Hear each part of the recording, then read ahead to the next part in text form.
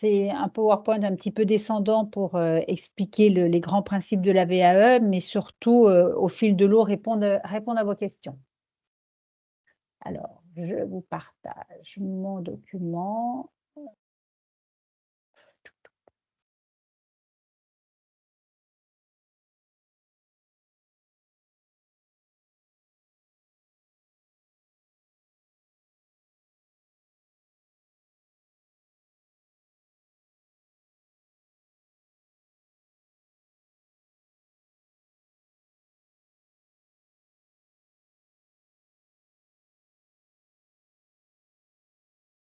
Voilà.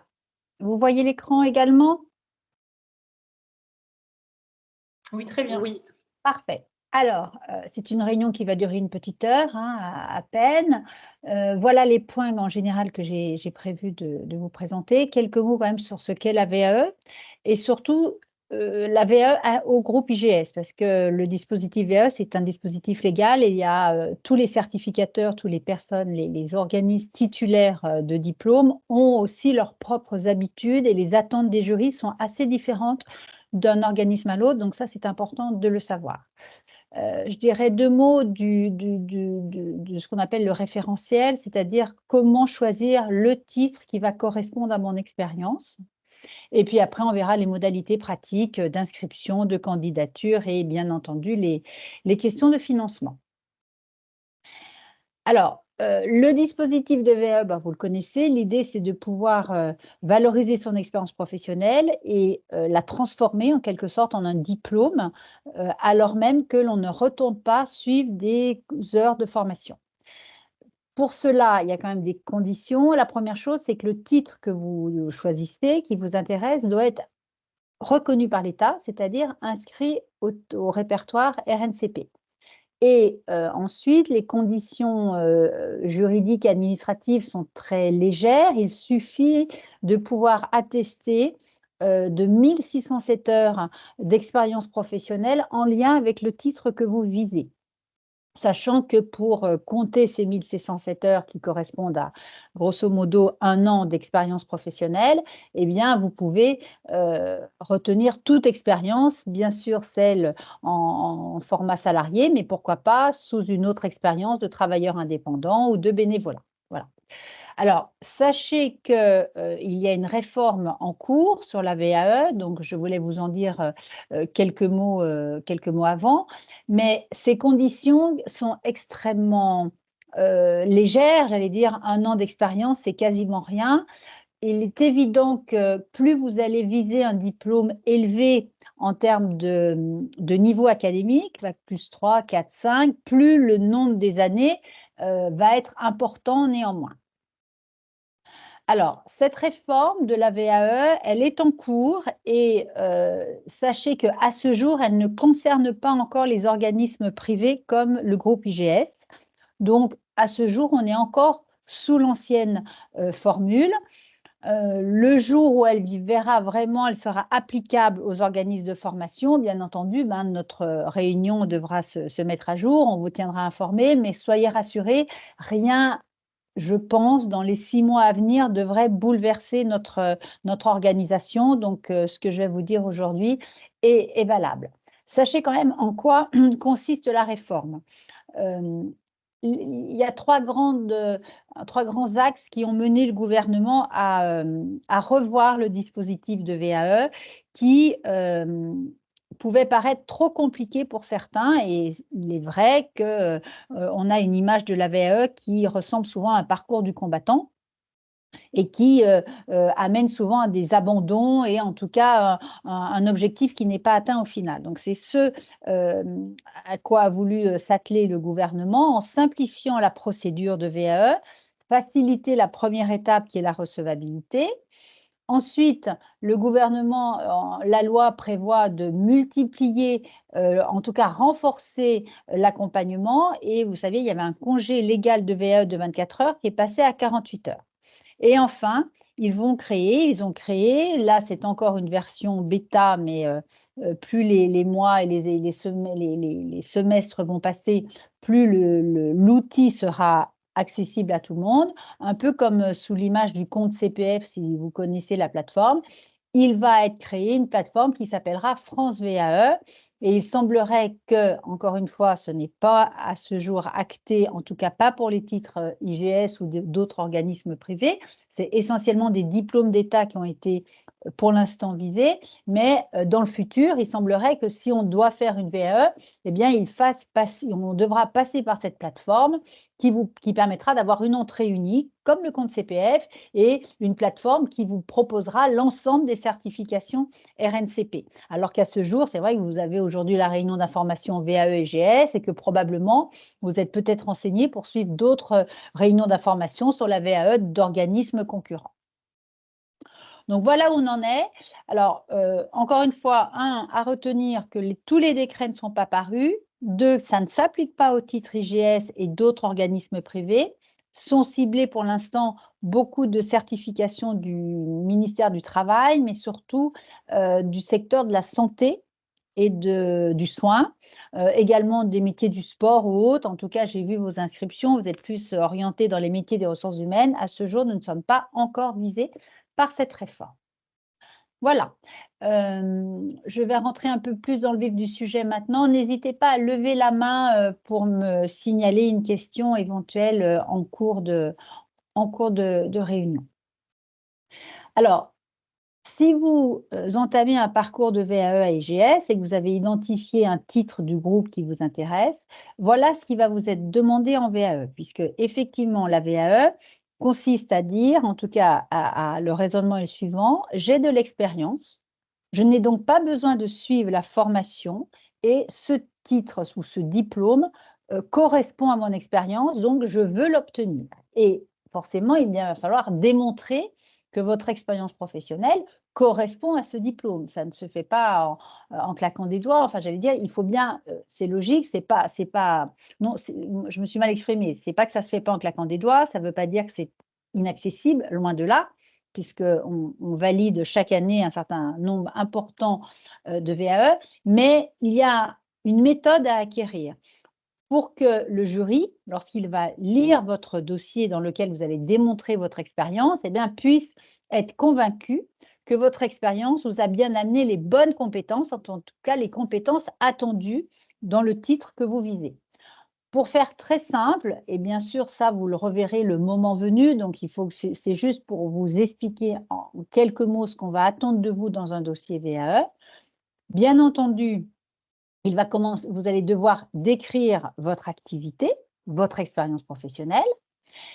L'erreur serait de s'arrêter à cette description parce qu'une simple description de ce que vous faites ne permet pas à un jury de s'assurer que vous comprenez ce que vous faites et pourquoi vous le faites, en quelque sorte. C'est pour ça que l'exercice, il y a 3 étapes. Je décris mon expérience et immédiatement, j'en fais l'analyse. C'est-à-dire, c'est ce qu'on appelle l'exercice d'approche réflexive en VAE. Je fais ma propre auto-analyse de ce que je fais. Et là aussi, je ne veux pas rentrer aujourd'hui dans le détail, on voit ça en méthodologie. Il ne s'agit pas d'être votre propre juge ou votre auto-évaluateur. Ce n'est pas dire je fais bien, je fais mal. C'est de manière très objective. Et voilà, moi, dans mon entreprise, dans mon expérience, je prends n'importe quoi, le process de recrutement était le suivant. Et une fois que vous l'avez décrit, hop, prise de hauteur pour dire, ben voilà, ça fonctionne bien, ça fonctionne moins bien. Chez nous, c'est comme ça pour telle raison. Ailleurs, ça se fait différemment, etc. etc. C'est-à-dire une prise de hauteur sur ce que vous faites pour démontrer au jury que vous avez une compétence, si je reprends mon exemple, en recrutement, mais que vous savez faire, que ce que vous faites dans ce contexte, peut-être que ça peut évoluer et que si demain vous devez faire du recrutement dans un autre secteur d'activité, dans une autre entreprise, vous êtes en capacité de le faire. C'est toujours en VAE avoir ça en tête. Le jury va se dire, voilà, cette personne, elle a une expérience, elle sait faire, elle sait pourquoi elle le fait. Demain, elle doit faire la même chose ailleurs. On n'est pas inquiet, elle saura le faire.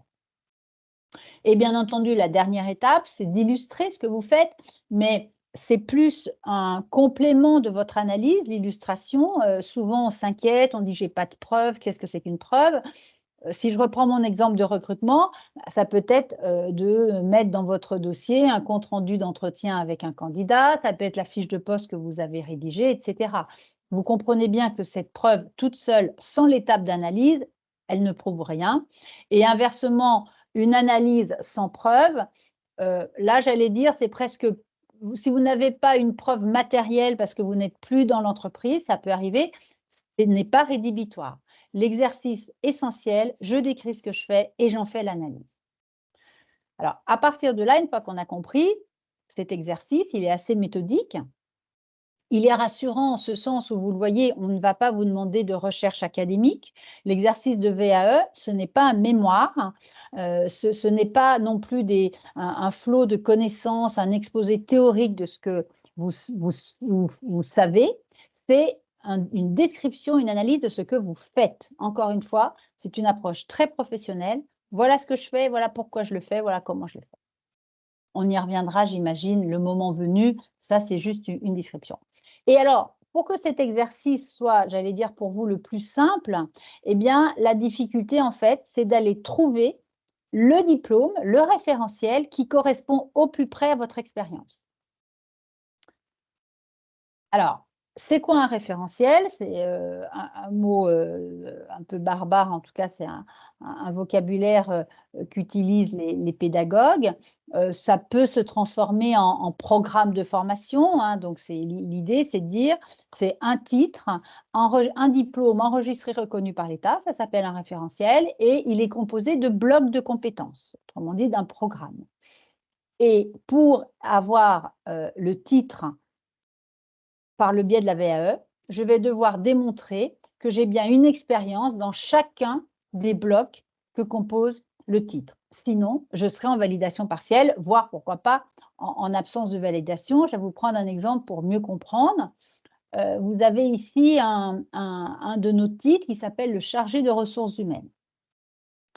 C'est un titre qui est enregistré au niveau 6, je vous dirai 2 mots des niveaux tout à l'heure. Et vous le voyez, il est ici composé de 5 blocs de compétences. Un bloc sur la gestion RH, le reporting, un bloc sur le pilotage, sur la paye, un bloc sur la formation, un bloc sur le recrutement et un dernier bloc sur l'approche digitale de la fonction et l'utilisation d'un SI. Pour prétendre à l'obtention d'être diplômé en VAE par ce titre, vous devez avoir une expérience dans chacun des blocs. Si, et ce n'est peut-être pas de votre faute, en tout cas, il ne faut pas le voir comme tel, il ne faut pas mal vous juger et être déçu, vous pouvez dans votre activité ne jamais avoir fait de la paye ou ne jamais avoir fait de formation. Ça ne veut pas dire que vous ne pouvez pas prétendre à ce titre, ça veut simplement dire que si vous n'avez aucune expérience en formation, ben forcément, vous avez un bloc sur lequel vous ne pourrez rien décrire. Vous pouvez aussi envisager, puisque maintenant on a une approche bloc et que chacun des blocs est autonome, vous pouvez très bien dire, ben, sur 5 blocs, j'en ai 4, je présente 4 blocs par la VAE et je me réserve un temps, soit pour avoir une nouvelle expérience dans le bloc que je n'ai pas, pourquoi pas, entre nous c'est plutôt assez rare, et pour aller plus vite, dire, ben, je me formerai sur le bloc que je n'ai pas. Ce qui fait que vous voyez, ce qui est intéressant, c'est ici cette possibilité de parcours mixte. Ainsi, en VAE, à l'exception du refus et de l'échec total, qui, on le verra, quand même assez rare, en tout cas, nous, EGS, non pas qu'on échappe au refus, mais notre accompagnement et notre manière de faire fait que si la personne n'est pas prête, elle peut reporter sa présence au jury. Donc, en général, on n'a quasiment pas de refus de validation. En VAE, une validation totale ou une validation partielle, l'un comme l'autre, ce n'est pas un échec. Une validation partielle, c'est simplement une étape où il faut soit que le jury considère que votre expérience n'est pas suffisante, très bien, eh bien, vous vous formerez, soit vous anticipez en disant de toute façon, je sais que j'aurai qu'une validation partielle, je ne présente pas tous les blancs en VAE, je présente que ceux qui correspondent bien à mon expérience et je me forme sur les 2 autres. Alors, ça, c'est une possibilité pour vous expliquer que, voilà, en fonction de votre projet que vous allez travailler, tout est possible. Ce qu'il faut, c'est bien anticiper et bien comprendre ce qu'on va attendre de vous. Alors, il est vrai que souvent, lorsqu'on vise une VAE, on vise quand même une validation totale parce que cette possibilité de parcours mixte, elle elle est plus chronophage, elle prend du temps puisqu'il faut faire votre VAE, compléter par de la formation, avant ou après ou pendant, peu importe, c'est quand même du temps supplémentaire.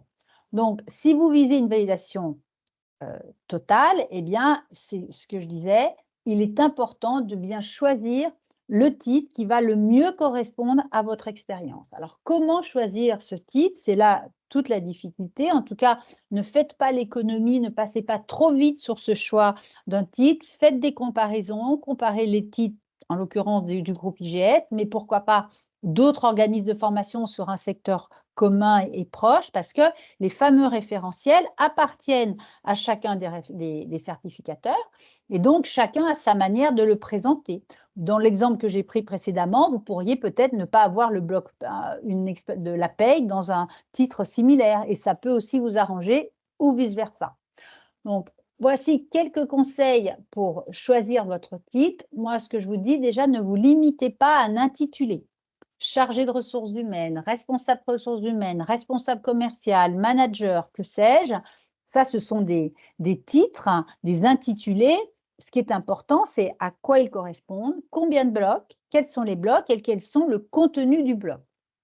Il faut vraiment prendre le temps de cette lecture approfondie de votre référentiel. Et sachez que pour les titres IGS, tout le détail, non seulement du nombre de blocs, mais du contenu de chaque bloc est accessible sur le site. Donc là, c'est vraiment un temps gagné intéressant pour vous parce que vous allez vraiment rentrer dans le référentiel et c'est là où vous allez déjà commencer un petit peu à comprendre si en tout cas, identifier, un, si c'est bien le titre que vous souhaitez, et puis deux, voir s'il est faisable en VAE, si une validation totale peut être envisagée ou si, d'entrée de jeu, vous avez un bloc où ça coince. Ensuite, en fonction de votre objectif, repérez bien le niveau académique. Le baccalauréat, c'est un niveau 4. Donc, plus on monte, très logiquement, bac plus 3, 4, c'est un seul niveau identique, c'est le niveau 6. Et le niveau le plus élevé avant le doctorat, c'est le bac plus 5, qui est enregistré au niveau 7.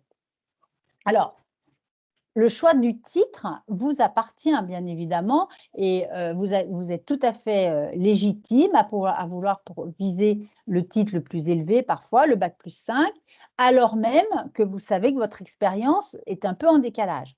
Pourquoi pas?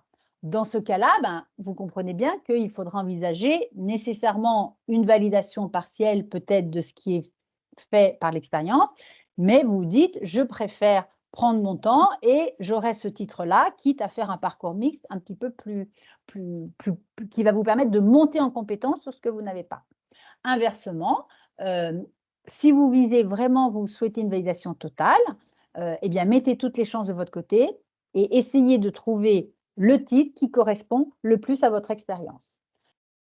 Un élément important aussi à connaître, en tout cas au groupe IGS, mais c'est souvent vrai chez beaucoup d'autres certificateurs, la distinction entre le 6 et le 7 est la suivante. Sur un titre de niveau 6, que vous soyez en bac plus 3 ou en bac plus 4, il n'y a plus de différence. On va attendre une expérience très opérationnelle. Opérationnel, ça ne veut pas dire une exécution bête et méchante. Vous devez être en autonomie de ce que vous faites, puisqu'on est quand même sur des niveaux élevés, bac plus 3 et 4. Mais vous êtes en autonomie, vous savez ce que vous faites, mais en revanche, vous reportez à une direction générale ou à une direction RH si on est dans les RH, à une direction commerciale si vous êtes dans le domaine commercial, etc., sans avoir de décision stratégique à prendre. Voilà, c'est ce qu'on appelle, nous, l'opérationnel. Et dès qu'on est sur un niveau 7, eh bien forcément, il faut avoir conçu une stratégie. Donc, concevoir une stratégie RH au regard de la stratégie de l'entreprise si vous êtes dans un secteur RH. Même raisonnement dans un titre de direction commerciale, bac plus 5 de direction commerciale. Il faut être à la manœuvre, j'allais dire, en collaboration avec la gouvernance de l'entreprise pour mettre en place une stratégie commerciale, stratégie marketing. Alors que sur des titres de niveau 6, vous êtes plus vous n'êtes pas plus, vous êtes simplement, entre guillemets, dans le déploiement de cette stratégie qui a été conçue par une gouvernance ou par un N+1. Voilà, je vois qu'il n'y a pas de questions, donc je continue. Quelques mots sur l'offre VAE-IGS pour bien vous repérer, mais ce qui est essentiel, c'est d'aller sur le site ou de contacter les conseillères formation pour vraiment avoir le référentiel détaillé du titre qui vous intéresse. Encore une fois, c'est accessible. Vous repérez, puisqu'on a 3 filières, une filière qui s'intitule Management d'entreprise et à chaque fois, dans chaque filière, vous voyez qu'il y a des niveaux de différents titres. Donc, vous repérez le niveau, vous regardez l'intitulé du titre et une fois que vous êtes intéressé, vous cliquez sur le titre et là, vous avez le détail bloc par bloc de l'intégralité du référentiel. Donc, l'idée est toujours la même, cette approche stratégique en niveau 6 ou en niveau 7. Il est vrai qu'en ressources humaines, l'offre est un petit peu plus importante puisqu'on a un titre de niveau 5, c'est-à-dire Bac+2 sur une expérience essentiellement sur la gestion de la paye. Et puis ensuite, 2 titres de niveau 6, le responsable de la gestion des ressources humaines ou le chargé de ressources humaines. Le chargé, c'est celui que je vous ai montré. La distinction entre les deux, c'est que dans le responsable des ressources humaines, on a une approche de développement RH qui n'est pas demandée dans le titre chargé des ressources humaines. Et en revanche, dans le niveau 7, manager des ressources humaines, là, il faut que vous ayez une expérience de conception d'une stratégie RH, alors avec un DRH normalement, vous devriez avoir un titre, en tout cas des responsabilités équivalentes à celles d'une direction RH. Pour votre information sur j'arrive, Anthony, je termine et je vous donne la parole. Vous avez, on a marqué renouvellement en cours. Ça veut dire quoi? Et c'est toute la garantie et la valeur des titres qui sont donc reconnus par l'État et enregistrés au RNCP. Sauf les universités qui sont une émanation, un organisme de formation de l'État, où là, leurs titres sont forcément reconnus par l'État. Tous les autres écoles ou organismes de formation doivent, tous les 3 ou 5 ans, redéposer un titre pour avoir le certificat, en quelque sorte, de l'État, en disant « Oui, votre titre correspond bien à ce qu'on souhaite mettre sur le marché, ça a de la qualité, c'est sérieux, et donc on vous renouvelle le titre RNCP. » Donc ça, toutes les écoles en sont là. Donc c'est important, lorsque vous choisissez un titre, de voir aussi la date d'échéance, si elle est proche ou pas. Nous, on a 4 titres en renouvellement. Je ne peux pas préjuger, bien entendu, de la décision de France Compétences qui délivre ces agréments. Ça fait plus de 40 ans, bientôt 50 ans que le groupe IGS existe avec ces titres, donc on n'est pas très, très inquiet sur le renouvellement, mais néanmoins, ce n'est pas acquis d'office. Donc, c'est vrai que là, nos titres sont en cours de renouvellement. Certains ont une échéance atteinte, donc on ne peut plus vous délivrer d'avis de recevabilité sur ce titre. Je pense au titre de dirigeant entrepreneur. Mais on attend au cours du mois de février le renouvellement. En revanche, le titre de responsable RH sont encore valables jusqu'à fin avril. Et le dépôt est en cours aussi pour enchaîner avec la fin avril, le plus rapidement possible, un autre titre. Voilà, donc tout ça ne doit pas être source d'inquiétude. Le moment venu, lorsque vous allez faire votre dossier, voilà, ayez ça en tête de manière à ce que vous puissiez avoir une échéance de calendrier. Pour vous rassurer également, imaginons que là, vous déposiez un dossier sur un titre en cours de renouvellement, le responsable RH. Dès lors que si vous avez un avis de recevabilité avant la fin du titre, vous pouvez poursuivre votre parcours VAE, même sur ce même titre, même s'il est renouvelé après, ultérieurement. Donc, ça n'a pas d'incidence pour vous. Oui, Anthony, je vous laisse la parole. Alors, je ne sais pas si votre micro est ouvert. Allez-y. Merci beaucoup, Catherine. J'avais une petite question par rapport à l'offre que propose, IGS. J'ai vu sur votre site une formation, mais qui n'apparaît pas là sur votre diapositive. Alors oui, Oui, dites-moi laquelle, je vais vous expliquer. Je pense que c'est une question de vocabulaire, parce que moi, je travaille sur le référentiel tel qu'il est déposé au RNCP, et c'est sur la base de ce référentiel que parfois, sur le programme de formation, le wording, les mots, le vocabulaire ne sont pas tout à fait les mêmes. tout à Dites-moi. fait, oui, c'est possible que ce soit ça. En fait, j'ai vu une formation donc de niveau 7 et c'est, manager de la relation client et du marketing, et je ne la vois pas dans Oui, votre, alors vous avez raison. Alors là, pour le coup, elle n'est pas parce que le titre est arrivé à échéance et il n'a pas encore été redéposé auprès de France Compétences. D'accord, Il l'est cette semaine. Voilà, c'est pour ça que je ne l'avais pas montré, mais vous avez raison. Non, non, il y est. Manager de la relation MRCM, manager de la relation client et marketing. Tout à fait. d'accord. En niveau 7, donc il n'est pas redéposé pour l'instant, mais une fois qu'il sera redéposé, vous pourrez le proposer, Ah c'est bah ça? exactement, tout à OK, fait. Voilà, c'est ça. très Donc ça, c'est imminent, hein, parce que ça a été, d'ailleurs, je vous dis qu'il n'a pas été déposé. Je crois qu'il a été déposé la semaine dernière, pour être très mmh, honnête. mmh. Il faut compter 4 mois pour que le D'accord, titre soit étudié par France Compétences et qu'on ait la réponse. Voilà. Donc, moi, je dis là, c'est vrai que si vous étiez intéressé par ce titre, bon, n'hésitez pas à nous rappeler et à retourner voir sur le site la mmh. date, s'il apparaît ou pas. Et bon, ça veut dire que c'est un projet qui est décalé d'un petit semestre, vous voyez, au Oui, mois oui, oui. de mai-juin. Voilà, c'est D'accord, plus raisonnable. très bien. Beh, écoutez, merci beaucoup. Je vous en prie. D'autres questions? Non, je continue. On continue sous ce format. N'hésitez pas à intervenir. Alors, on vient maintenant aux choses un peu plus concrètes, hein. Comment, une fois que vous aurez fait ce travail de recherche de certification, vous serez bien prêt. Et là, les conseillères formation sont là pour ça aussi, hein, par téléphone, vous avez des rendez-vous avec elles et elles connaissent tous les titres. Ça peut vous permettre d'avoir réponse à des interrogations. Eh bien, une fois que vous avez choisi votre titre, voilà, une VAE, c'est 3 étapes. Il faut faire un dossier de candidature et en VAE, ça ne s'appelle pas candidature, ça s'appelle un dossier de recevabilité. Je vais y revenir. Ensuite, si ce dossier dit de recevabilité est admis, eh bien, ça veut dire que vous êtes recevable. Recevable à quoi faire? À rédiger. On vous autorise à rédiger votre dossier. Et nous, de notre côté, on s'engage à vous garder une place à la dernière étape pour passer au jury. Voilà.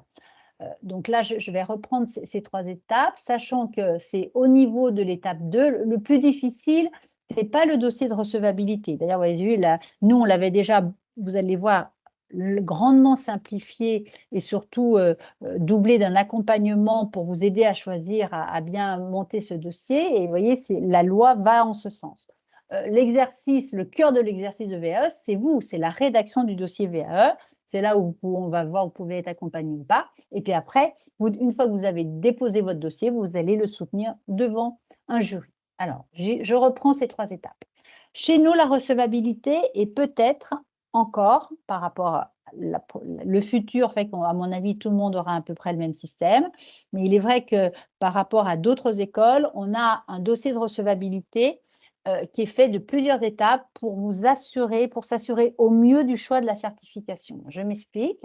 Vous avez un dossier de candidature, donc dossier de recevabilité à télécharger sur le site d'IGSFC, ou on vous l'envoie par mail à la demande si vous êtes avec les conseillers formation.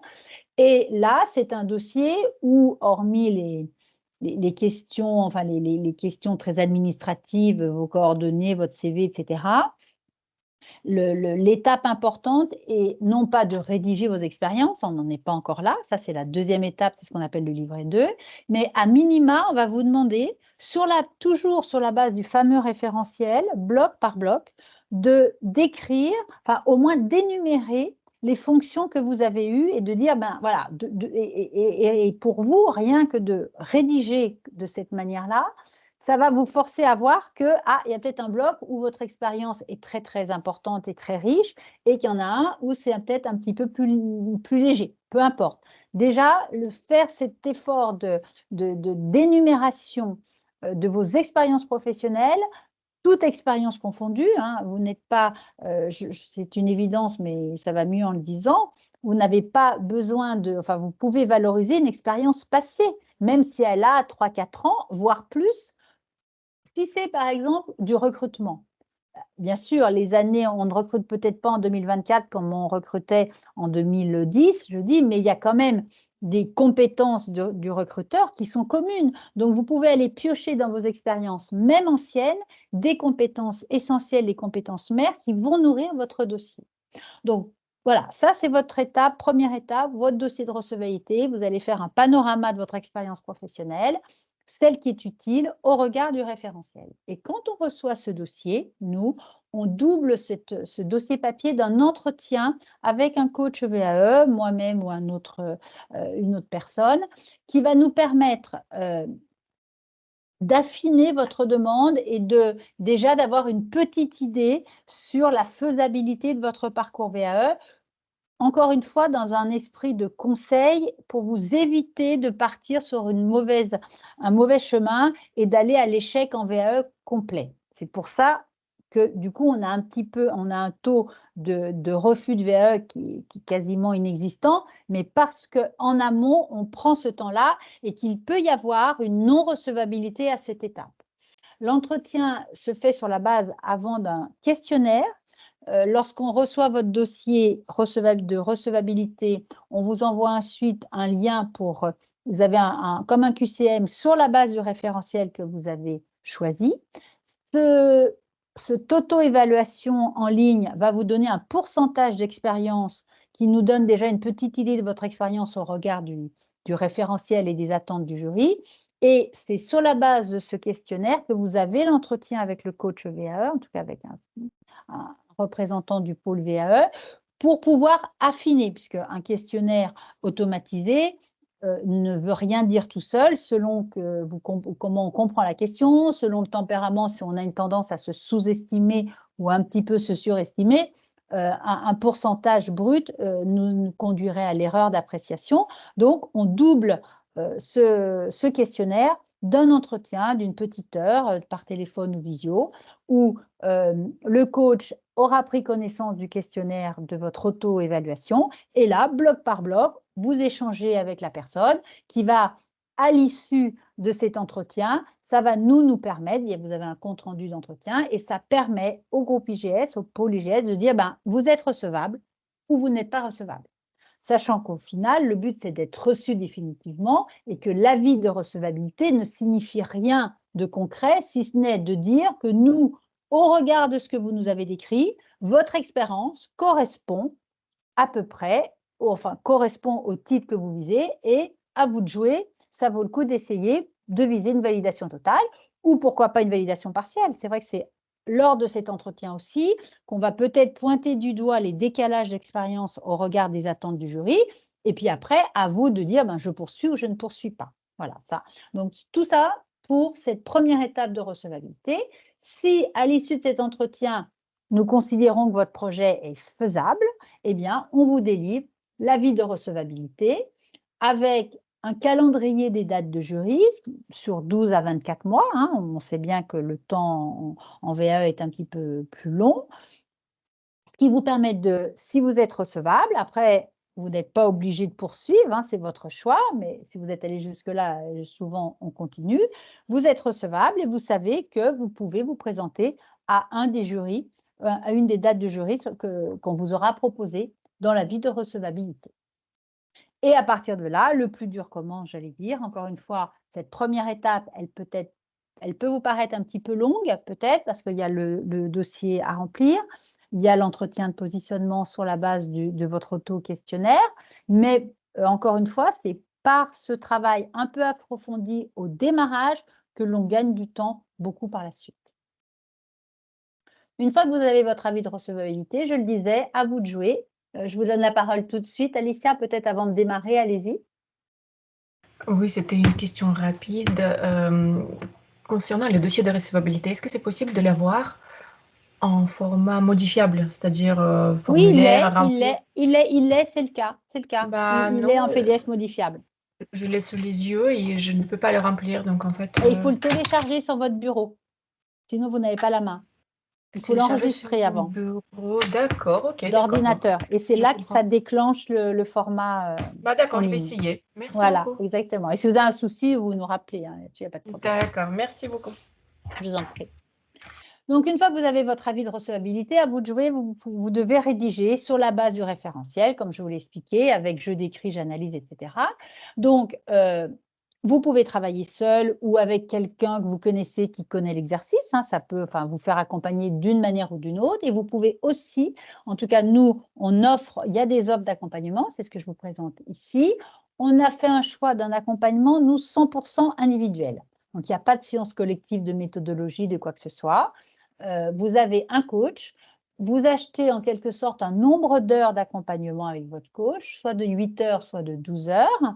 C'est bien le côté quantitatif qui évolue, c'est-à-dire c'est un nombre d'heures qui est différent, donc avec un tarif différent, mais la qualité de l'accompagnement est bien entendu le même. Et surtout, on vous donne bien au démarrage tous les outils et la méthode, puisque c'est un petit peu ça qui est compliqué en VAE, c'est de bien comprendre ce système, d'abord où on n'est pas dans un mémoire, où il n'y a pas de recherche, c'est quelle expérience je prends, la plus significative, comment je l'ai décrit, j'en fais l'analyse et je fais un petit bilan de ce qu'on appelle l'analyse réflexive. Donc, c'est plus de la méthode qui vous est apportée sur ce volume de 8 ou 12 heures. Et puis après, vous rédigez, vous envoyez à votre coach un nombre de pages qui est entre 10 et 15 pages pour chaque rendez-vous. Il ne faut pas lui envoyer 50 pages d'un coup parce qu'il n'a pas le temps de tout lire et ce n'est pas un bon accompagnement.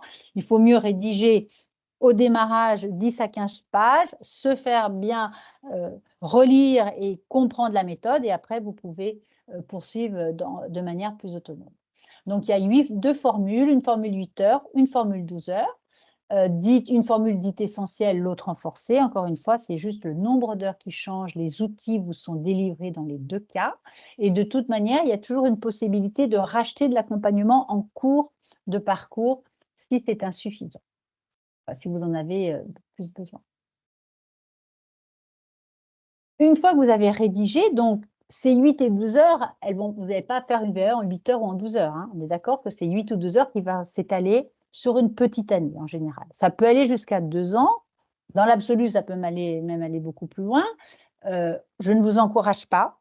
On verra tout à l'heure. Il y a vraiment un critère de réussite en VAE. C'est d'avoir bien pris le temps de choisir la bonne certification, celle que vous voulez, d'être motivé et d'avoir inscrit votre démarche dans le temps. C'est-à-dire vous dire, OK, maintenant, à quel moment je vais rédiger? Je vais pouvoir avoir 8 heures ou 12 heures d'accompagnement, mais encore une fois, c'est 1 heure par mois ou 2 heures par mois, ou plutôt au début, toutes les semaines, peu importe. Ça, c'est votre organisation personnelle. Mais ce qui est très important, c'est de vous dire à quel moment de ma vie professionnelle et personnelle, je vais pouvoir intégrer mon parcours VAE, puisque la difficulté de la VAE par rapport à un parcours de formation, c'est vrai qu'en formation, quand vous vous inscrivez, vous avez un calendrier, vous balisez les journées où vous êtes en formation, puis vous êtes obligé d'y aller, forcément ça avance d'une manière ou d'une autre. En VAE, si vous ne vous forcez pas à intégrer ce temps de rédaction dans votre parcours, dans votre vie professionnelle et personnelle, forcément ça peut bloquer. Donc ça, c'est une réflexion à mener aussi en amont et on peut vous aider lors de l'entretien de positionnement. Par exemple, on évoque tous ces sujets. Hein. Par exemple, quelqu'un qui serait en prise de poste, ce n'est pas le bon moment de faire une VAE parce qu'on sait qu'en prise de poste, on est quand même très, très pris. Il y a quand même une vie personnelle à côté. Si vous rajoutez la VAE à ce moment-là, ça risque d'être compliqué. La vie n'est pas linéaire, on peut avoir malheureusement des accidents de la vie au sens large qui font que, zut, c'est peut-être pas le bon moment non plus d'entamer une VAE. Ou au contraire, là, enfin bref, toutes ces questions, vous les connaissez, c'est très personnel d'une personne à l'autre, mais osez vous poser ces questions et y répondre.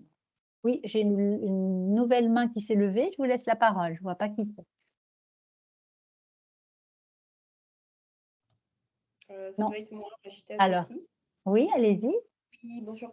Moi, je voulais savoir en fait à combien vous estimez la VAE, c'est-à-dire que si quelqu'un, je ne sais pas moi, dure plus d'1 an et demi, est-ce qu'il y a des alertes? Est-ce que Alors, oui, les alertes, c'est si vous êtes accompagné par un de nos coachs, vous avez ces 12 heures. Donc, bien sûr, il y a des alertes. Parce que, en général, sauf si c'est vous qui êtes maître de votre VAE. Donc, nous, on vous propose, mais si vous voulez différemment, on peut faire différemment. Mais en général, les coachs, ils vont, selon vous prenez 8 heures ou 2 heures, ils vont étaler, vous allez décider d'une date, puisque la date de jury, vous l'avez dans l'avis de recevabilité. Déjà, vous dites, voilà, moi, je vise… Les jurys, il y en a, pour vous donner une idée, il y en a 2 par an et par titre. C'est, par exemple, en RH, c'est janvier et juin. En commercial, c'est novembre et juillet, etc., etc. Premier, second semestre. Moi, je trouve une année, un peu plus, un peu moins, c'est le bon rythme en VAE, à la fois pour, comme je le disais, et après, tout dépend de la vie de la personne. Vous avez des personnes qui sont en recherche d'emploi, bien que c'est très chronophage, mais elles peuvent avoir peut-être, c'est une période où on a plus de temps pour rédiger. Vous êtes en poste, vous avez votre vie personnelle, vous avez des charges familiales, il faut intégrer la VAE dedans. Donc, je vous mentirais à vous dire en 6 mois, c'est bouclé. D'accord. Et Euh, en revanche, pour que ce soit un travail cohérent, avec une écriture cohérente, parce que vous allez écrire, mais vos 8 heures ou 12 heures, elles vont s'étaler sur une année, comme je le disais, 1 à 2 ans. L'idéal, c'est 14 à 18 mois, hein, je trouve. C'est sûr que si vous avez si vous mettez du temps à rédiger, vous allez oublier ce que vous avez écrit avant. Donc, vous, d'abord, vous perdez du temps à chaque fois que vous vous remettez dedans. Et puis surtout, vous avez quelque chose qui n'est pas fluide et qui n'est pas cohérent. Donc, il faut d'accord. vraiment avoir un rythme, idéalement, je dis bien idéalement, parce que là, après, chacun fait comme il veut, on sait bien que la vie n'est pas si simple, mais c'est bien de s'astreindre à pouvoir rédiger une fois par semaine ou une fois maximum tous les 10 jours, vous balisez une demi-journée, en fait, et vous consacrez à votre VAE. Je trouve que c'est ce qu'il y a de mieux, c'est cohérent. Puis vous allez voir, au début, ça va être un peu astreignant, puis après, vous allez vivre avec ce parcours VAE, et plus vous allez avoir un titre qui correspond à votre expérience, votre quotidien professionnel va vous dire « Ah, chouette, mais ça, c'est super, tiens, cette réunion, ce projet, je vais pouvoir le mettre dans ma VAE. » Et hop, les choses vont s'enclencher plus simplement. Mais le démarrage, il faut s'y astreindre parce que vous allez perdre votre motivation et après, c'est de moins bonne qualité souvent. C'est ce que je me disais, c'est le démarrage, la mise en place, la planification. Exactement, tout à fait, tout à fait. J'anticipe, hein, et si vous avez une première rédaction où le coach vous dit parfait, ben c'est tout ça de gagner pour vous. Mais très souvent, la première rédaction, on a mis beaucoup de temps à faire nos 10-15 pages. Et ben c'est pas bien et on prend ça comme une attaque personnelle. On se retrouve un peu à l'école. Alors bon, d'ailleurs, nous on a des coachs, c'est du one-to-one. Donc, vous voyez, il y a un binôme qui se crée avec le Oui. coach et il faut être en confiance, hein, avec lui ou elle, mais c'est normal.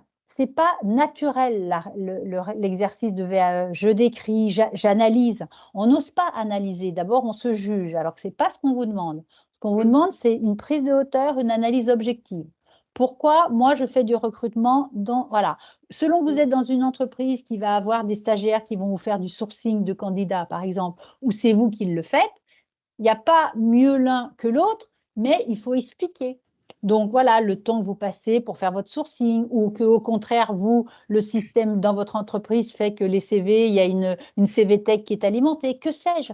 Ce qu'il faut, c'est expliquer et analyser les points positifs, en quoi ça vous aide à acquérir des compétences et en quoi ça peut être une difficulté que vous avez dû vous améliorer. Et souvent, une expérience difficile qu'on peut, nous, à titre personnel, voir comme un échec, eh ben, en VAE, c'est tout positif. Parce que dans l'échec, vous vous auto-analysez automatiquement. Donc, plus vous décrivez une expérience compliquée, plus votre exercice d'analyse va être simple.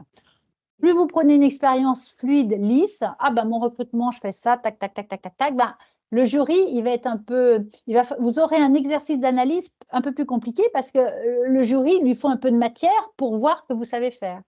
Une sorte de challenge, en fait. Oui, un peu. Vous pouvez dire ça comme ça. Merci beaucoup. D'autres questions? Non?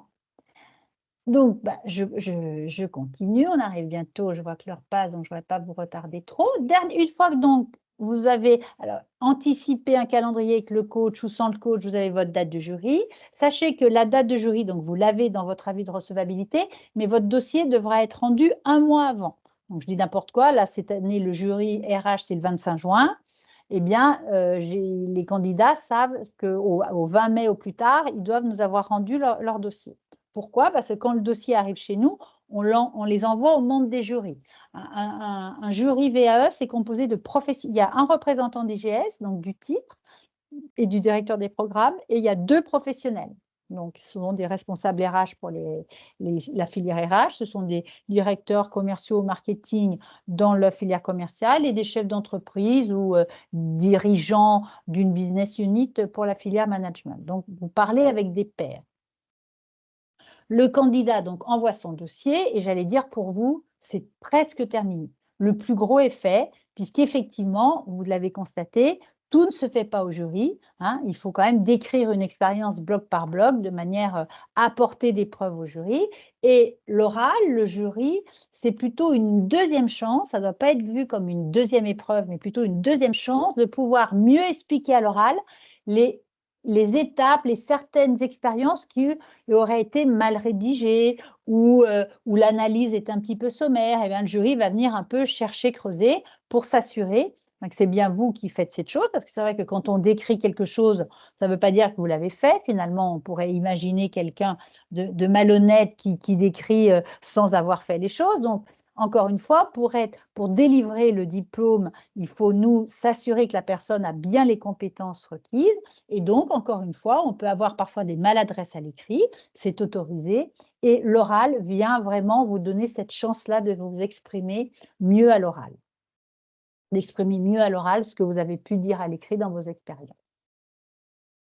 L'oral, vous voyez, ça dure 30 à 40 minutes maximum. Donc, ce n'est pas en 30 à 40 minutes, vous n'avez pas balayé quand on a une expérience de 5, 6 ans en RH ou en plus en tant que directeur commercial, que sais-je, responsable de magasin, on pourrait en parler des heures. Donc là, l'oral, il va être centré vraiment sur un échange avec le jury. Le jury a lu votre dossier et puis, selon les membres, il y a des expériences qui les intéressent plus que d'autres, ils vous interrogent et vous vous exprimez dessus. Et donc, à l'issue, une fois que l'oral est terminé, là, pour vous, c'est définitivement fini pour vous. Le jury délibère en votre présence. On passe bloc par bloc. C'est validé, c'est pas validé. On a une validation totale, une validation partielle. Théoriquement, un refus de validation. Je ne veux pas dire que je n'en ai jamais vu. J'en ai vu 2 dans toute ma carrière. Mais ça peut arriver. Quand même, ce que je voudrais expliquer dans ces refus de validation, ce sont des personnes qui avaient travaillé seules. Non pas qu'on vous encourage à prendre un accompagnement IGS ou pas, mais il faut vraiment vous assurer d'avoir bien compris l'exercice. Et là, la personne avait travaillé vraiment seule et en fait, elle avait fait un mémoire de recherche, quelque chose, une rédaction à plus universitaire, et donc n'avait pas compris l'exercice et ça n'a pas pu être validé. Bon, à part 2 ou 3 cas, c'est très rare. Pourquoi? Parce qu'encore une fois, si vous n'êtes pas prêt, si vous aviez visé le jury du 25 juin cette année, moi, au mois de mai, je relance les candidats là dans les mois qui viennent, mais il y en a qui vont me dire oh là là, non, j'ai pas fini, je suis ci, je suis ça. Et ben elle reporte, elle repassera au mois de janvier. Donc l'idée c'est pas d'aller à l'échec. Donc voilà, on est quand même dans cette approche-là. Voilà, j'en viens au tarif. Juste avant, est-ce que vous avez des questions? Oui, Anthony? Oui, désolé. Non, pas désolé. J'ai une petite question. Imaginons, on passe l'entretien et c'est les validations partielles. Donc, Oui, il y a 3 blocs sur 5 de validés. voilà, très bien. Ouais. Les 2 autres blocs suivants, il y avait marqué, possibilité de faire des formations. Oui. C'est-à-dire? Alors, en fait, les titres que vous voyez qu'on a ici, là, que ce soit le responsable RH ou manager de la relation client marketing, ce sont des titres qui sont délivrés en formation Oui. et en VAE, c'est le même. D'ailleurs, si Mmh. vous êtes diplômé, on ne va pas marquer que vous l'avez obtenu en formation ou en VAE. Vous êtes Mmh. diplômé, point barre. Mmh. Donc, si vous avez une validation partielle, eh ben, vous pouvez partir en formation sur les blocs où le jury considère que vous n'avez pas assez d'expérience, en tout cas que vos compétences ne correspondent pas exactement à ce qui est attendu, et donc vous devez suivre le bloc en formation. Et parce que suivre en formation signifie examen partiel. S'il est validé, vous avez validé le bloc. Et à partir de là, comme les blocs sont autonomes, vous avez bloc 3, 4, 5, vous l'avez en VAE, vous avez une Mmh. attestation des blocs validés. Vous passez dans un délai qui vous convient, on ne va pas mettre 10 ans, mais vous pouvez avoir 1 an, vous pouvez mettre 1 an et demi pour passer votre formation. Et si vous validez les 2 blocs restants, vous êtes diplômé après. Vous n'avez pas à repasser devant un quelconque jury. D'accord, OK, donc c'est la validation Des de ces blocs blocs, via la formation exactement. qui fera Voilà, valider le d'accord. exactement. Et oui, donc enfin, j'avais demandé si ça peut se faire en parallèle de la VAE, mais Alors, visiblement non. si, OK. complètement. Ça peut se faire, par exemple, au moment de mais ça peut se faire, moi alors, il y a 2 hypothèses. En fait, je reprends mon exemple de tout à l'heure. Alors, c'est souvent des exemples RH, mais parce que c'est assez parlant, Oui. mais on peut le faire dans le manager de la relation client. Imaginez que vous n'avez quasiment pas fait parce que ce titre, par exemple, tel qu'il était rédigé, exigeait des compétences de commerciaux et de marketeurs. Mmh. Marketing et commercial.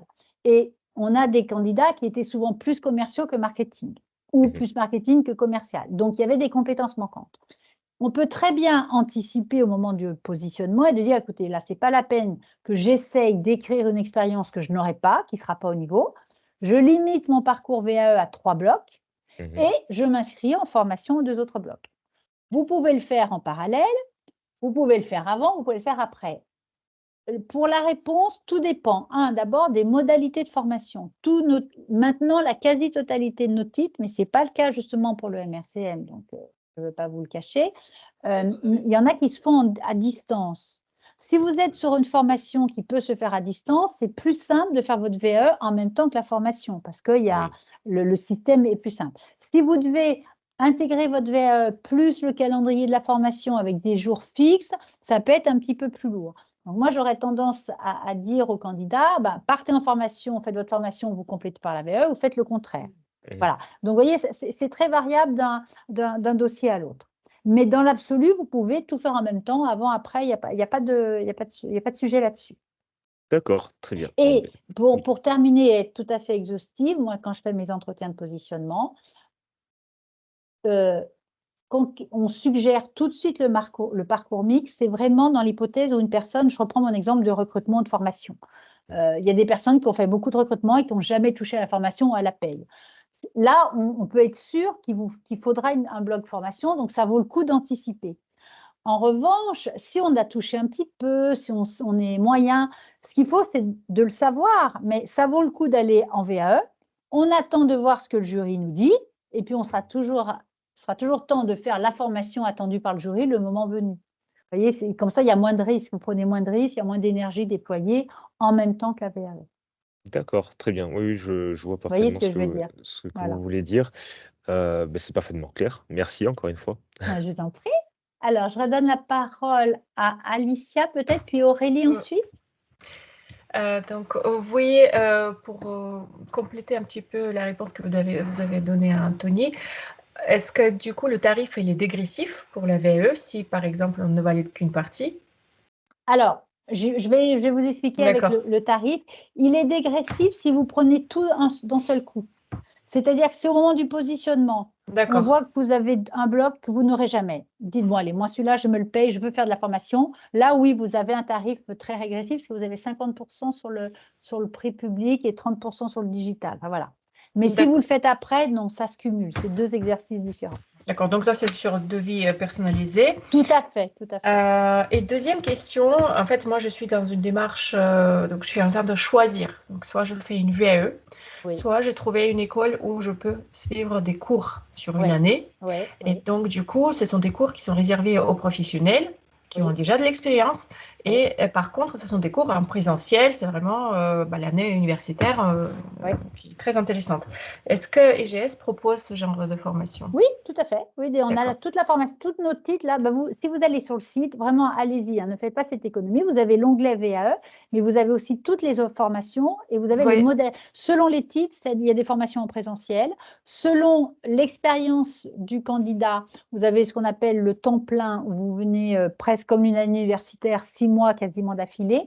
Mais on a un système de temps partiel pour des personnes souvent en poste qui viennent qu'une fois par mois. Et il y a le format digital aussi. Ah, parce que moi, je n'ai trouvé que le rythme d'alternance, c'est-à-dire un contrat d'alternance. Non, alors, c'est pas du tout adapté. Non, alors vous n'êtes pas allé sur le bon site. C'est vrai que le groupe IGS est tellement grand. Il faut aller sur le groupe. Vous avez sur le PowerPoint, je vous ai mis l'adresse. C'est IGS FC, qui veut dire formation continue. Et là, ça s'adresse aux professionnels uniquement. Ah, d'accord. Ok, bon, je vais regarder ailleurs alors. Voilà, mais vous aurez sur le PowerPoint que je vous envoie cet après-midi, prenez bien, parce qu'en plus, il y a eu plusieurs sites, donc prenez l'adresse. Je vais vous le montrer tout de suite, si vous voulez la noter, et on reviendra au tarif.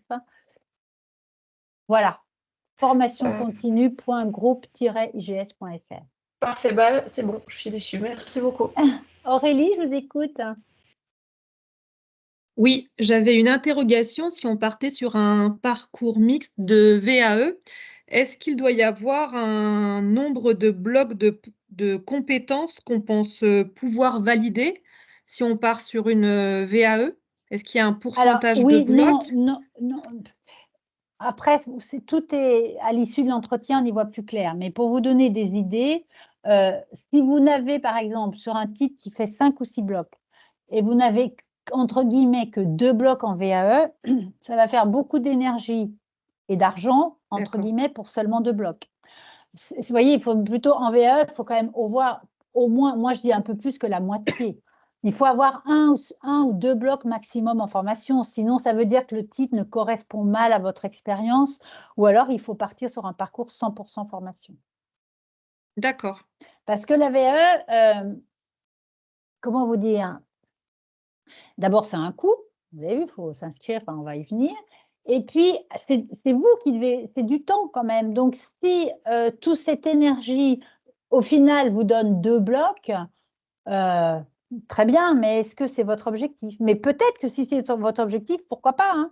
Il y a que vous de voir. Mais si votre objectif, c'est au final d'avoir un titre complet, il faut quand même avoir 70% du titre, hein, à la louche, quoi. Il faut qu'il reste 1 ou 2 blocs à valider Ouais, ensuite en voilà, module de parce que sinon, formation. vous allez vous épuiser, puis plus financièrement, ça va être beaucoup plus cher. Vous allez cumuler les blocs, parce que, vous voyez, il y a les tarifs formation, c'est pour une formation complète. Vous pouvez acheter 1 ou 2 blocs, mais si vous devez acheter les 5 blocs, ça va vous revenir plus cher que de faire la formation d'un seul coup, vous voyez, donc ce n'est pas tellement intéressant non plus. OK. Ça répond à votre question? Oui, sur ce point, merci. J'avais une autre interrogation par rapport aux 2 formations en ressources humaines qui étaient en Oui, cours de, alors je ne sais plus quel oui, de est renouvellement. exactement le terme, Oui, voilà, de oui, oui, renouvellement. ouais, ouais. Quel est le délai pour avoir un peu plus de visibilité sur sur ces Malheureusement, 2 si ça titres? dépendait de nous, en fait, ce que je peux vous dire, sur le titre de niveau 7, qui s'appelle Manager des ressources humaines, le dépôt d'abord a été fait déjà et le programme n'a pas changé. Parce qu'en fait, l'idée, c'est qu'à chaque renouvellement de titre, l'organisme, il ne représente pas la copie de manière identique. Nous, l'État, il faut lui montrer que notre titre est intéressant, qu'il correspond aux besoins du marché, que c'est une formation utile, qui va former des gens et qui vont avoir un emploi, hein. Pour faire simple, c'est un peu ça. Donc, nous, à chaque fois, on actualise nos titres. Par exemple, là, le titre qui a été refait antérieurement à celui qui est en cours de renouvellement, il avait beaucoup changé au moment du renouvellement parce qu'on avait intégré des nouvelles notions. Je pense à la digitalisation de la fonction RH qui, en 5 ans, a pris une ampleur vraiment importante. Donc, c'est des choses qui n'existaient pas dans l'ancien titre. Donc, ça a été bouleversé.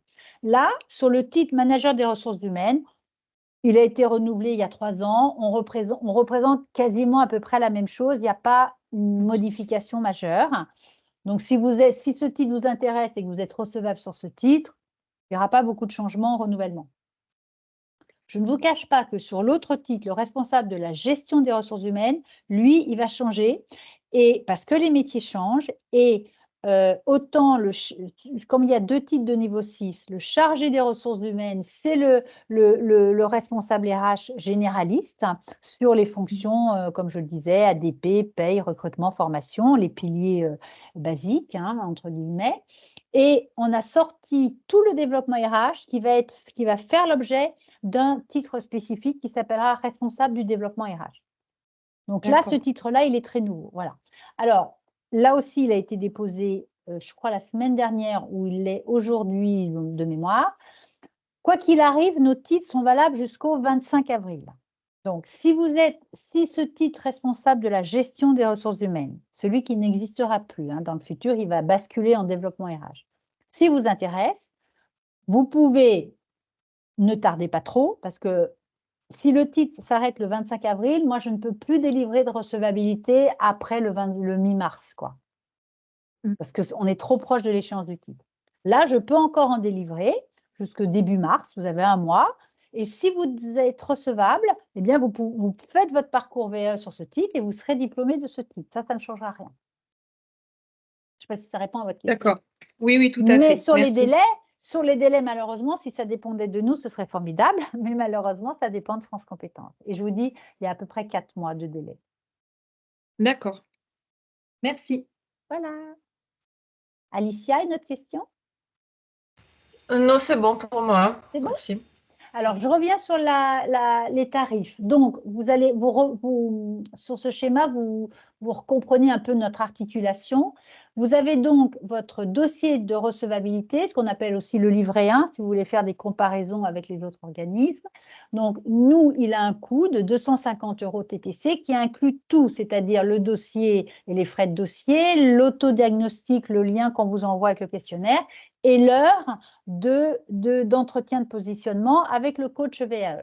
Donc, ça a un coût, mais qu'il faut prendre plus, encore une fois, comme un entretien conseil qui vous permet d'y voir peut-être plus clair et d'éviter de partir en VAE si finalement vous n'y êtes pas du tout. Ceci dit, peut-être que quand vous allez faire votre dossier de recevabilité, là, ça ne coûte pas 250 € de le faire tout seul, vous le téléchargez. En rédigeant votre dossier, peut-être que vous allez dire, oula, j'arrête, je ne suis pas au bon endroit. Vous voyez, vous pouvez aussi faire votre propre auto-analyse.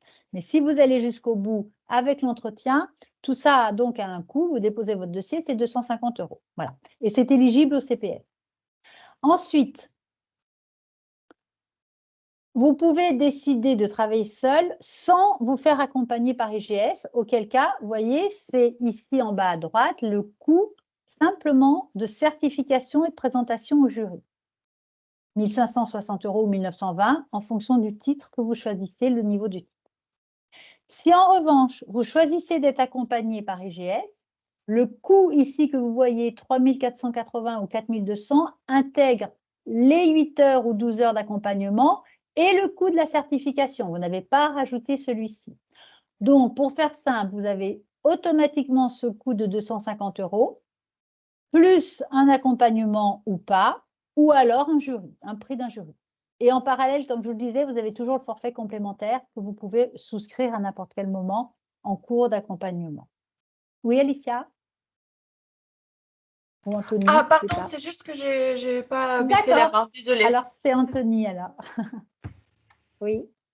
Oui, j'ai une petite question. Le nombre d'heures, c'est nous qui choisissons ou c'est en fonction Ah oui, du bien retour du sûr. jury? Ah non, non, non. Ah non, non, non, c'est vous. C'est vous. D'accord. Souvent, c'est un problème de budget, il faut être honnête. Si tout le monde pouvait s'offrir 12 heures plus 3 heures en plus, plus Ouais. on a d'heures, plus on est sécurisé souvent.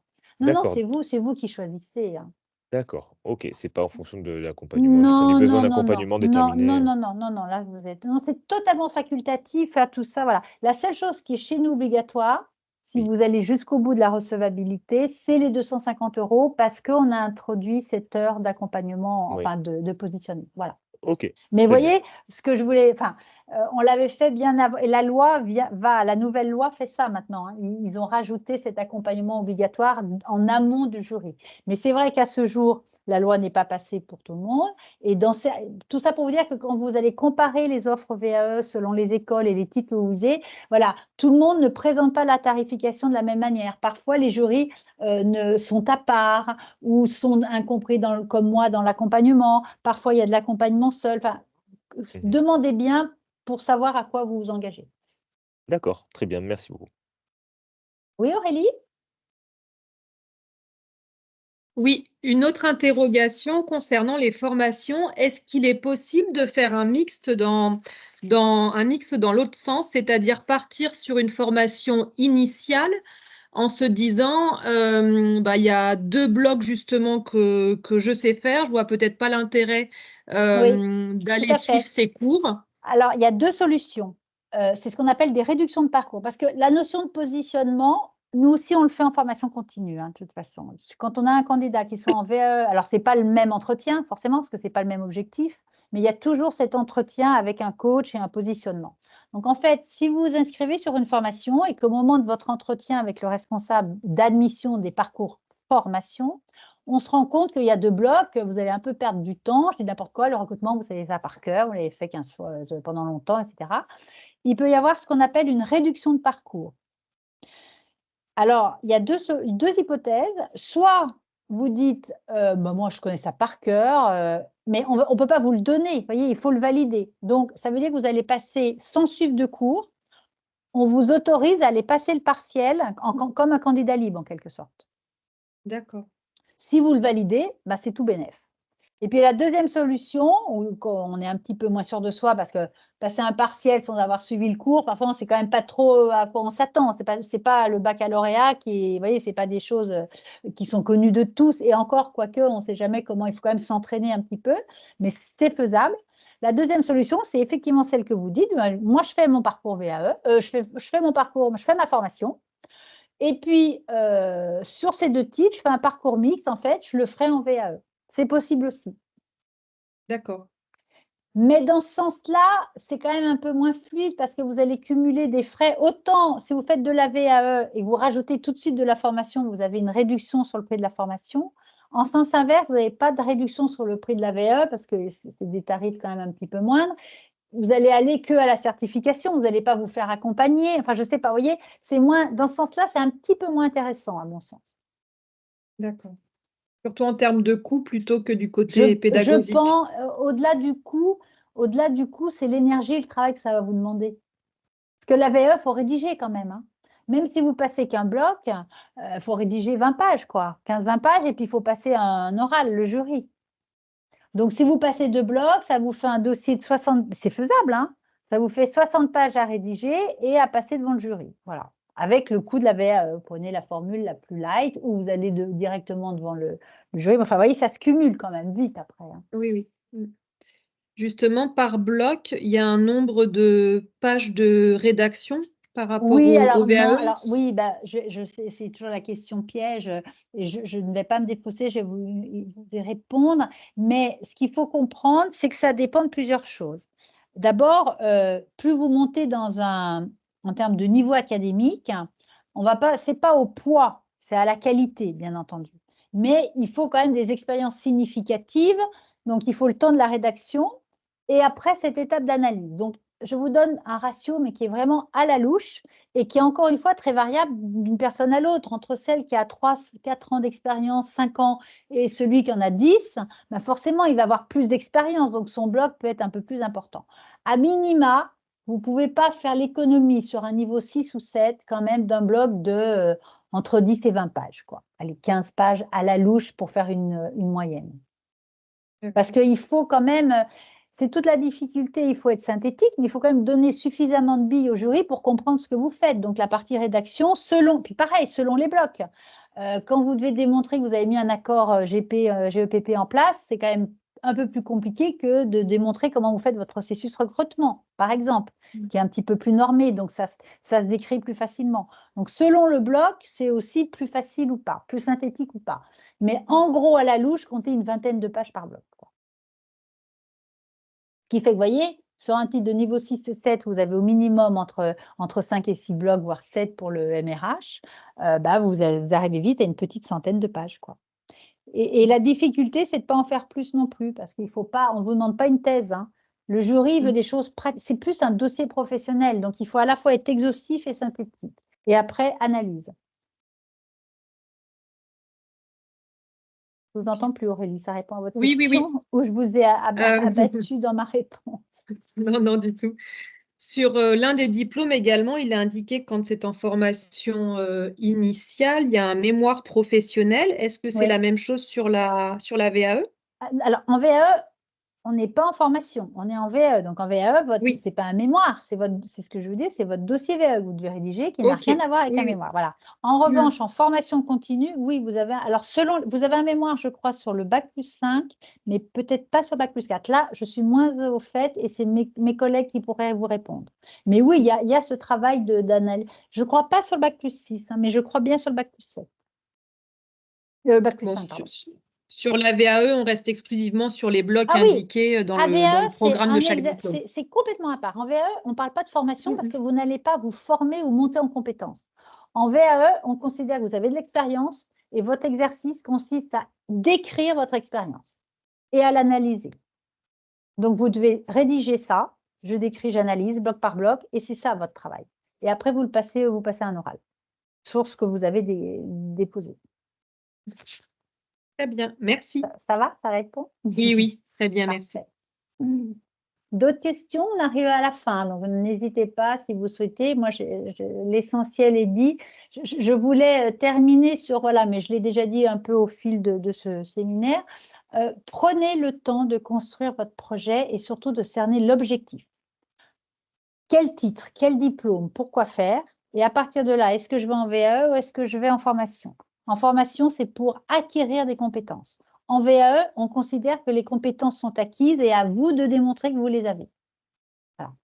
Ensuite, bien identifier, je l'ai déjà dit, la certification la plus appropriée, mais par rapport, bien sûr, à votre expérience, mais aussi votre objectif. Ne vous interdisez pas, ce n'est pas ce que j'ai voulu dire, hein, de viser un bac+5, quand bien même vous êtes en décalage. L'entretien de positionnement, vous y verrez plus clair en faisant votre dossier de recevabilité. Et puis après, c'est vous qui prenez vos responsabilités, j'allais dire, mais vous avez le droit de vous dire, bah moi, quitte à faire un, allez, je vise un peu plus, j'élimine sur 6 blocs, j'en ai 4, je le fais, je sais faire, je tente de valider ça par la VAE. L'intérêt, au-delà du prix, bah, c'est que vous gagnez beaucoup de temps, parce que c'est un seul dossier, un seul jury. Et puis, pour les 2 autres blocs, vous partez en formation.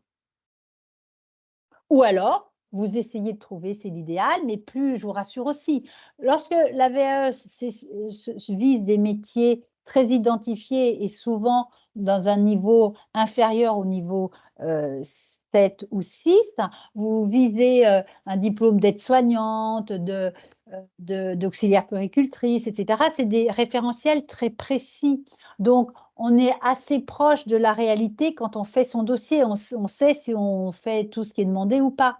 Plus vous montez dans des titres comme les nôtres dans le tertiaire, bah, plus un même intitulé, un même titre de niveau 6 de responsable RH, les blocs vont être différents d'un certificateur à l'autre. Donc vraiment, essayez de trouver, si vous voulez obtenir un titre par la VAE et viser une validation totale et de mettre toutes les chances de votre côté, de trouver le titre qui correspond le mieux à votre expérience. C'est quand même là où l'exercice va être facilité. C'est votre quotidien, c'est ce que vous faites. Vous allez rédiger ce que vous savez faire. Donc, une fois que vous aurez compris la méthode, bah, c'est pas très compliqué, c'est du temps.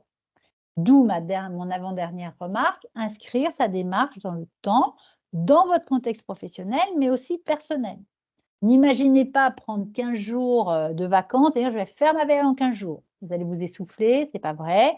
Et il faut inscrire cette démarche dans le temps. Comme je vous le disais, idéalement 14 à 18 mois, c'est une bonne moyenne. Et puis, ça va de soi, ne faites pas ça contraint ou par défaut. Parce que c'est vrai que le coût de la formation est parfois un petit peu plus élevé que la VAE. Donc, il y a des personnes qui disent, bon, allez, je vais faire une VAE, ce sera plus rapide et forcément, le coût n'est pas le même. Mais ce n'est pas la bonne raison, je pense. Hein, parce qu'il faut produire, il faut rédiger. Donc, il faut être motivé, il faut que votre projet soit construit. Quoi, voilà. C'est ma recommandation. Après, bien évidemment, on fait chacun avec les moyens et le contexte, bien évidemment. Donc, tout ça pour vous dire que ce support va vous être envoyé par mail. Vous avez nos coordonnées également dessus. Alors, je ne peux pas vous faire un entretien comme ça d'une heure de positionnement, c'est pas possible, mais en revanche, je peux tout à fait répondre à des questions quand vous rédigez votre dossier de recevabilité. Ne restez pas coincé sur 2 ou 3 choses si vous êtes bloqué, ou même en amont, si vous voulez, à titre purement informatif, qu'on réponde à des questions. Florence Tarat, donc c'est la responsable, la manager de toutes les conseillères formation, qui, elles, ont une vision de toute notre offre, donc VAE, mais surtout aussi formation. Donc, vous pouvez vraiment échanger avec elle. Puis, si vous partez sur la VAE et qu'il y a des questions plus précises, ben, n'hésitez pas à m'appeler. Merci beaucoup. S'il n'y a pas de questions. Merci beaucoup. Et je vous souhaite une bonne journée et un bon appétit. À très vite. Merci beaucoup. Bonne journée. Bonne Merci. réflexion. Merci beaucoup. Merci. Au revoir. Au revoir. Au revoir. Au revoir.